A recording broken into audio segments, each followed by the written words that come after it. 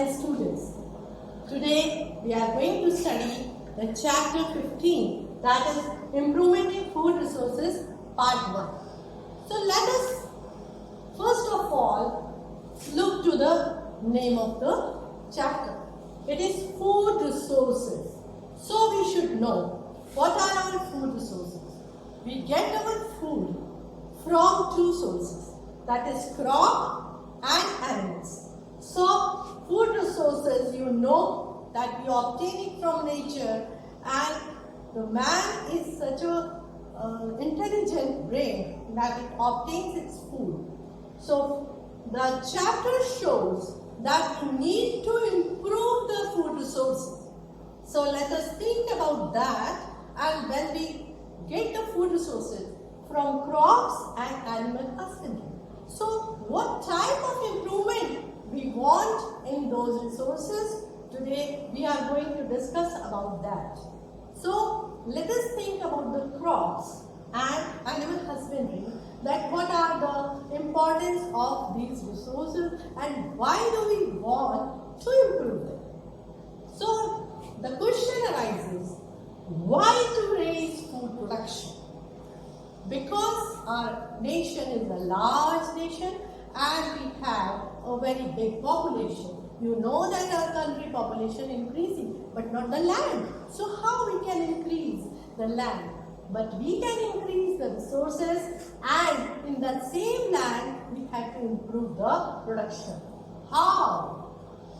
With the sustainable practices we can improve it. We have to see the nature also. So let us think about that, how sustainable practices goes on. Now, does the food production solve the problems? No. Only increasing the food cannot solve the problem, because when you go to the shop you have to pay for it. So people should have money. That means we have to increase the per capita income. Secondly, increasing the incomes of the people, the agricultural people would get more money. So we have to make our enthusiastic farmers also get the amount for their work. So let us think how it gives nutrients to us. Now we will see the nutrients provided by the crop. So nutrients provided by the crops are carbohydrate, protein, fat, vitamin, minerals. These are the contents which we get from the crop. You all know all the cereals, that is wheat, rice, maize, millet, sorghum. All the cereals provide us carbohydrate for energy. What about protein? All the pulses, they provide us protein. And the fat, that is provided by the oil seeds. You know, soya bean, groundnut, sesame, castor, all these things provide us the fat. Now what about vitamin and minerals? All the vegetables and fruits gives us vitamins and minerals. Why we grow the farm crop then? For the animal. We go with the animal husbandry. So let us talk about the crops which we grow with the help of our farmers. Now, the crops when we grow, they are very much important for us, and they require different type of climatic conditions. Temperature and photo period is important for their growth. So we have, what is photo period? That means the time period which is during the day, that is daytime. When in the summers we have long days, when it's winters we have short days. So there are two types of crops with that photo period and temperatures, Kharif crop and Rabi crop.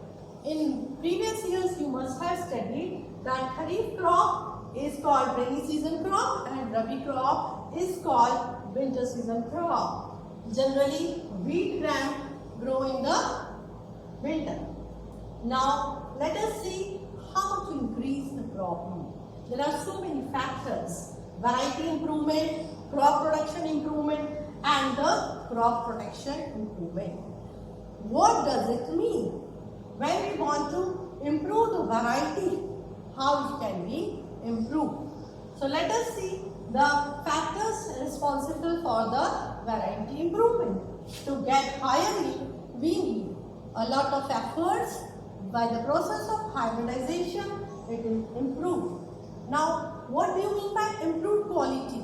It means the quality of the crop, such as baking quality in wheat. When you make a bread out of it, the good quality bread is made. Then the wider adaptability, it means that crop can be grown in all the parts of India or in our country, whether it is cold or hot. Or biotic and abiotic resistance, that means it should be resistant to the bacteria, virus and other biotic components. Also, abiotic resistance means temperature, soil, rain, it all depends, and it should get the abiotic resistant also.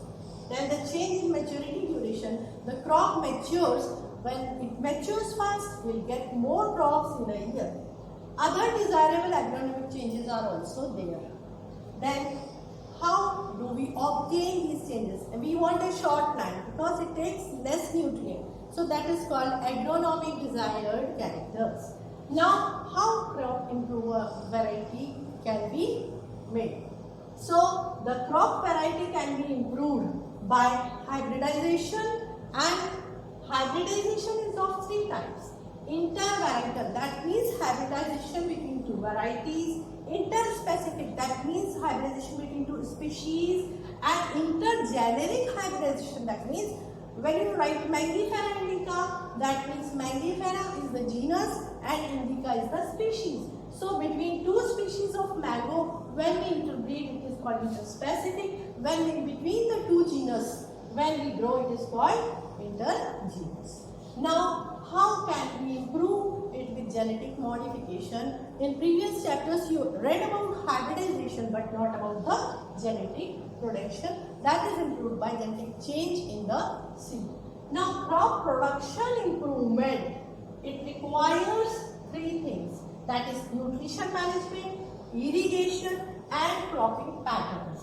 So let us see how naturally the nutrients are given to the plants. Air provides carbon and oxygen, water provides hydrogen and oxygen, and soil provides macronutrients and micronutrients. So these provide the more important, that is nitrogen, phosphorus and potassium, NPK. You must have seen the fertilizers with these three types of components, and they are required in much more quantity. That's why they are called as macronutrients. So let us see how these nutrients are provided.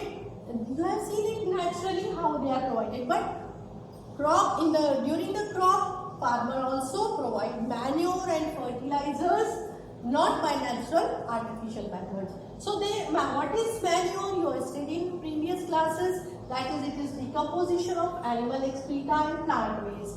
So it enriches the soil. What are its advantages? The nutrient and organic matter are provided to the soil, increasing the soil fertility, and it improves the soil structure. So it increasing the water holding capacity of the sandy soil. You know that in the sand water percolates to the down earth, but by the manure it increases the soil water holding capacity.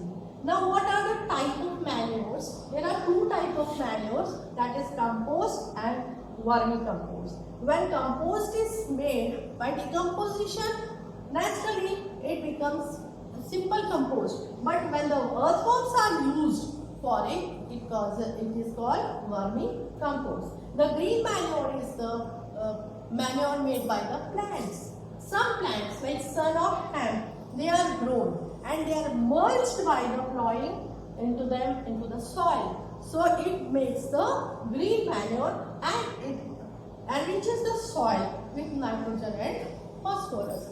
So this is all about the manure.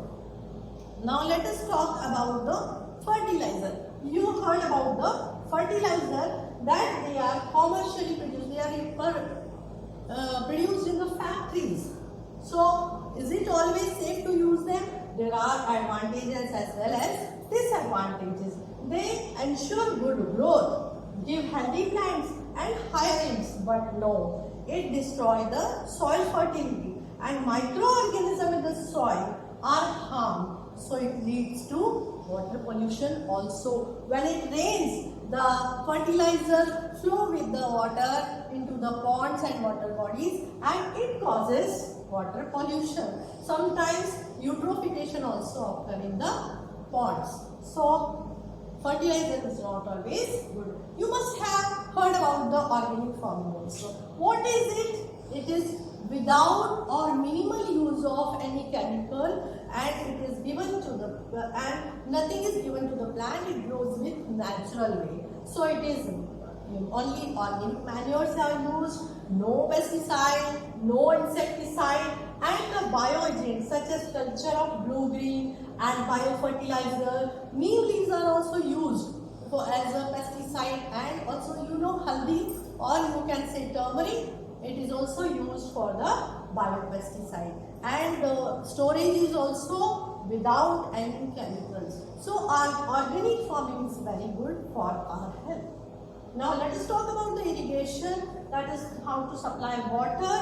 Actually, you have to learn that water drops at right stages and at the proper time. It ensures the growth of the plants. So it causes, if it is not provided, it causes failure of crops. So we have to take care the water resources along with the rains, our wells, canals, rivers, tanks.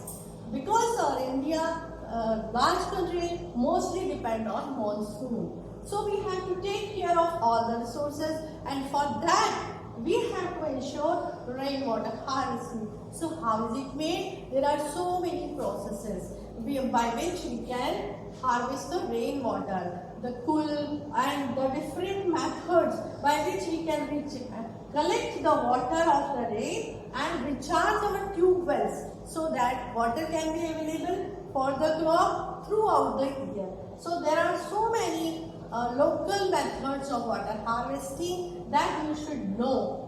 When you go for farming, you must know the methods which can ensure the availability of the water for the crop for the whole year. Now the next method, that is crop patterns. There are different crop patterns by which we can enhance the crop production and also keep the soil fertility in a proper condition. So there is mixed cropping, when two or more varieties are grown simultaneously on the same land.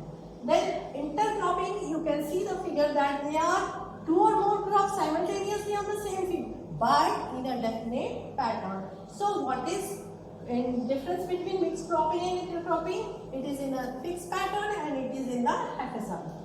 Now crop rotation is also there. One after another crop, the crops are grown and pre-plant succession. That means one crop, the next time will grow another crop. In that way we can replenish the nutrients in the soil again and again. So this ensures the good crop production.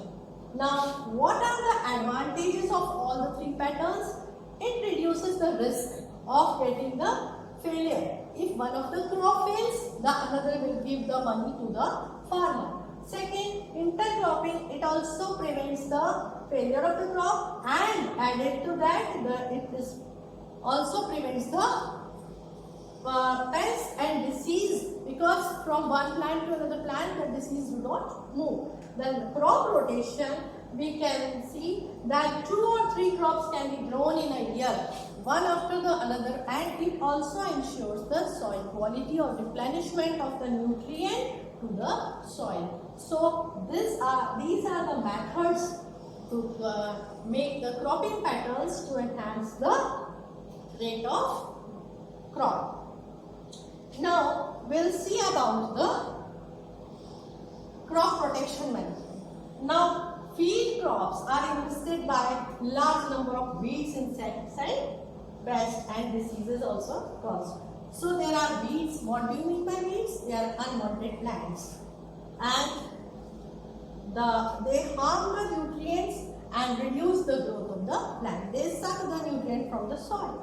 The next is insect. they cut the root, stem and leaf, they suck the cell and harm the plant, and they bore into the stem and roots. So these also cause harm to our crop. Next is the diseases. They are caused by bacteria, fungus and viruses, and they are transmitted to the plant from water, air and soil. So how to control the weeds? You know very well that mechanical removal. What does it mean? Sometimes you pluck out the unwanted plants from your garden also. So that is the mechanical method. And apart from that, before the bed preparation, when the farmer plow the field, he prepares the field for that. Now timely sowing the crop, you have to sow the crop timely so that the unwanted plants cannot grow. And intercropping and crop rotation also make the process very productive, that when you grow one by one crops, it can grow the good production.